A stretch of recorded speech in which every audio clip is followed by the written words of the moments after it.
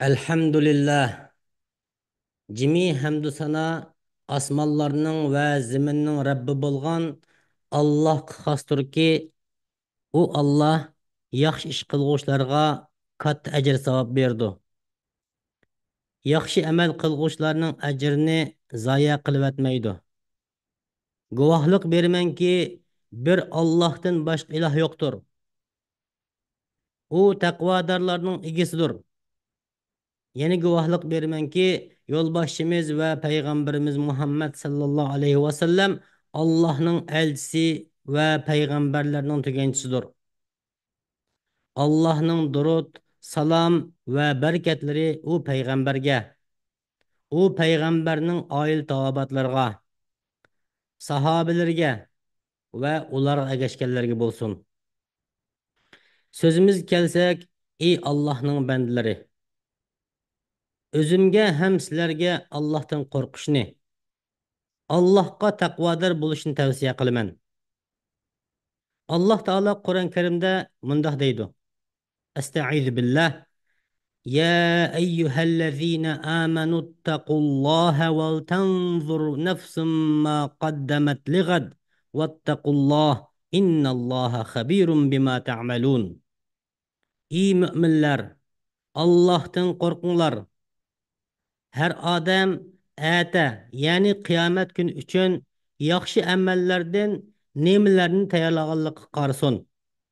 Allah'tan korkunglar. Allah hakikaten kılıvatkan işinlardan tuluq xabardardır.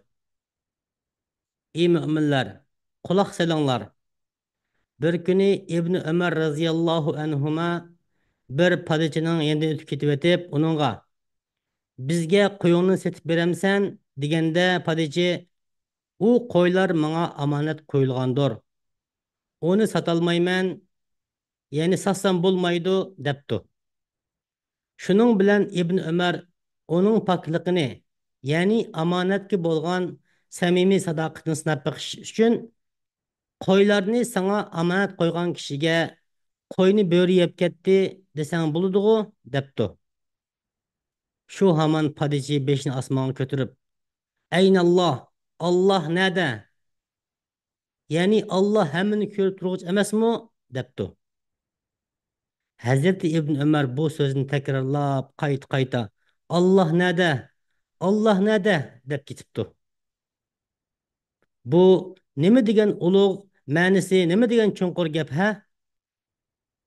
Bu so'zni mayli ishchi bo'lsin yoki xizmatchi bo'lsin va yoki har qanday bir sohada Alloh biror omonat vazifani ustiga yuklagan kishi bo'lsin, uni angishtar bilib Parvardigorining uni har doim ko'zitib turganligini esida tutgan, xizmatida samimiy bo'lgan holda esida mahkam saqlash kerak.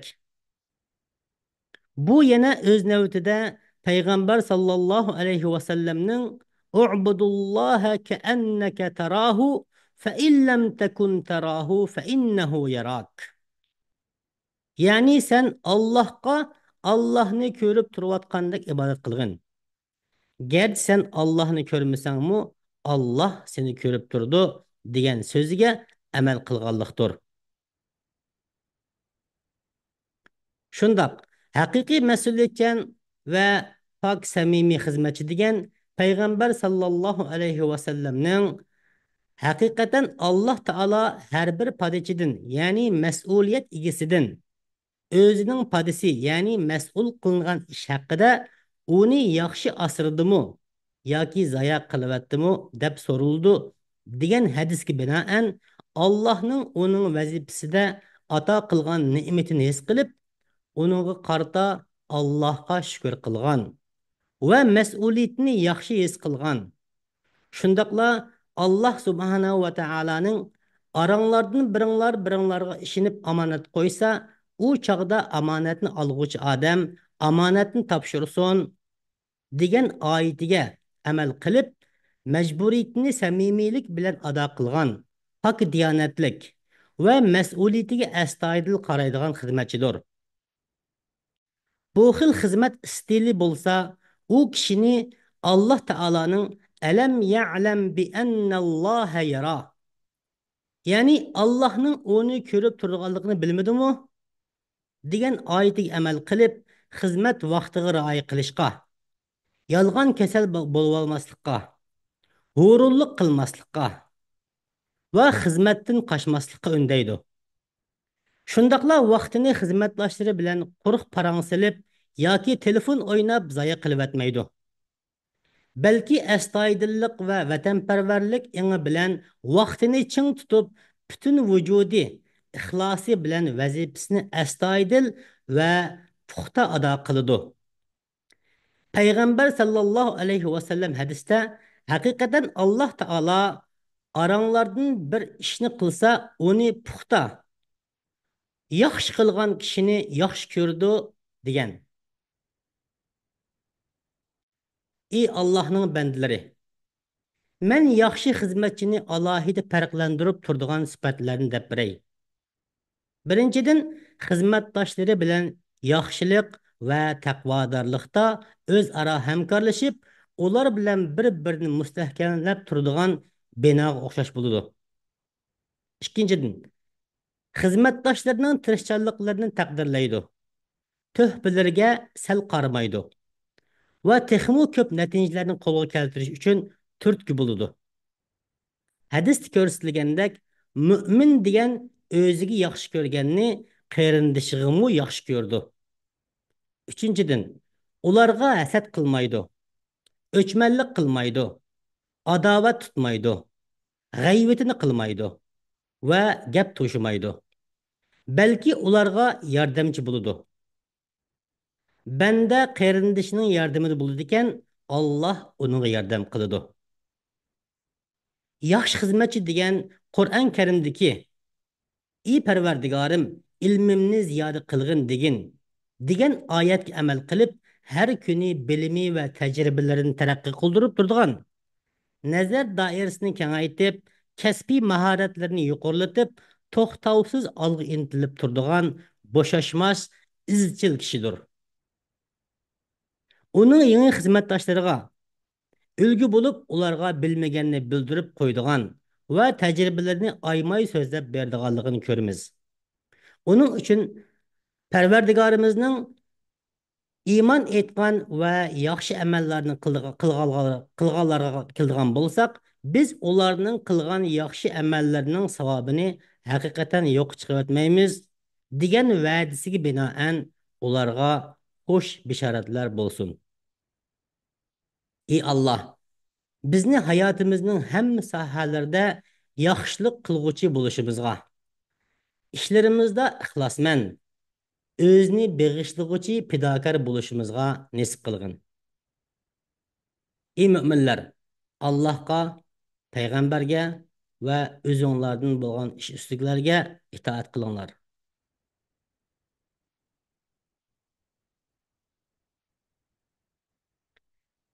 Alhamdulillah. Bütün hamd sana yegana Allohga xosdir. Durud va salomlar uningdan keyin payg'ambar kelmaydigan Hazrati Muhammad alayhissalomga, u zotning oila taobatiga, sahobalarga va u zotning yo'lda mangan kishilarga bo'lsin. Sözümüz qaytib kelsak, ey mo'minlar, shaksizki yaxshi xizmatchi degan vatanning va umumning manfaatini a'lo biladigan, uni o'zining shaxsiy manfaatidan ortiq ko'radigan va xizmat o'rnini va ommaviy aslahalarni xuddi o'z uyi va mol mulkini asragandek asraydigan kishidir. Ey xizmatchilar, xizmat o'rninglarda har vaqt Allohni esinglarcha tutinglar. U yerning mol mulkini, ul aslahalarni o'zinglarninkini asragandek asranglar. U yerning qimmatlik buyumlariga chiqilmanglar. Amonat qo'yilgan narsalarni zoya qilib etmanglar. Amonatga xiyonat qilmanglar. Alloh taolo Qur'on Karimda innalloha la yuhibbul xoinin, ya'ni Alloh haqiqatan xoinlarni do'st tutmaydi deydi. İdare organlarının yoki shirkatning maxsus ishlar uchun tasdiqlab bergan pullarni buzib chashmanglar. Chunki Alloh isrof qilg'uvchilarni yaxshi ko'rmaydi. Innahu la yuhibbul musrifin. Dininglar va majburiyatinglar uchun pok bo'linglarki, sizlarga halol bo'lmaydigan hadiya sovg'atlarni qabul qilmanglar. U narsalar boshqa ism bilan berilgan taqdirdimi baribir pora hisoblandi. Bu haqda payg'ambar sallallohu alayhi vasallam mundoq degan: Muhammadning jini ilkida bo'lgan zot bilan qasamki, biringlar uningga xizmati sababidan hadiya qilgan narsalardan biror narsani elib kelmasin. Bo'lmasa, qiyomat kuni u narsa bo'yniga ortilib, sazoyi qildirildi degan. Xizmat qilayotgan jarayonda va pensiyaga chiqqandan keyinmi xizmat mahbiyatliklarini xuddi o'zinglarning xususiy ishlarini sir tutgandek sir tutinglar. Ey xizmatchi, agar Alloh seni boshqalarga mas'ul qilgan bo'lsa, sen uning haqqiga qarta samimiy bo'lgin. Muomilada siliq bo'lgin. Haqiqatan muloyimlik qandoq bir narsada bo'ldi ekan, u narsani go'zal qiladi. Agar u kishi ishni yaxshi qilsa, maqtab qo'ygin. Xatolashib qolsa, til malomatni ko'p qilmag'in. Har doim Parvardigoringning muni so'zini aslagin. Allohning rahmati bilan sen ularga muloyim bo'lding. Agar qo'pol bo'lgan bo'lsang, bag'ir qattiq bo'lgan bo'lsang, ular atrofingdan tarqab ketadi. Ularni afu qil. Ular uchun mag'firat tilagin. İşte ular bilan kengashgin.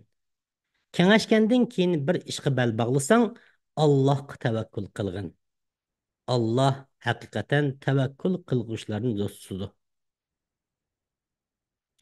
Hammaylar shuni aslaylikki, Arab Birlashim Xalifaligi o'zining to'g'ri yetakchiligi bilan kasbiy axloqning o'rnini yuqori ko'taradigan qonun tuzumlarini yo'l qo'ydi. Biz uning rioya qilishimiz, shirkatlarimizni taraqqiy qildirishda, jamiyatimizni farovon qilishda va vatanni yuksaltirishda uningdan foydalanishimiz kerak. Ey Alloh, payg'ambarimiz Muhammad alayhisalomga, u zotning oil taobatlariga va hamma sahobalarga durud va salom yo'llagin.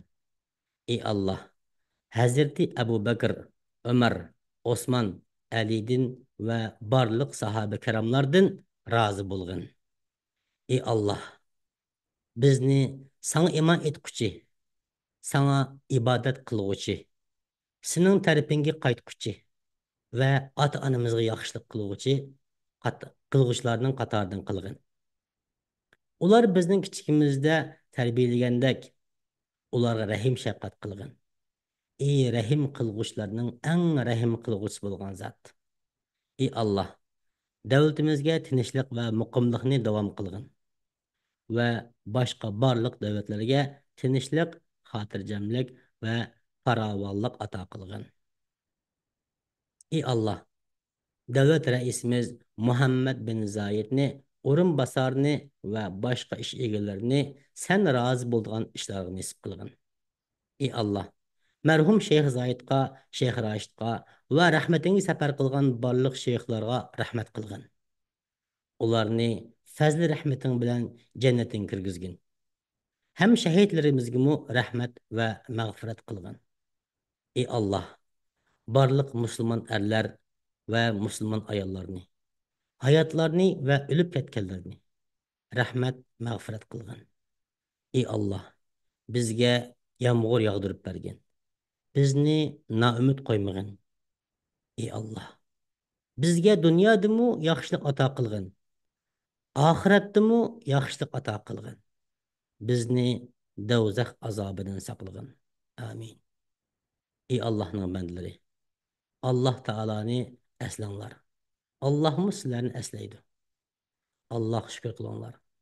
Alloh texmu ziyoda qilib berdi. Vassalamu alaykum va rahmatullohi va barakatuh.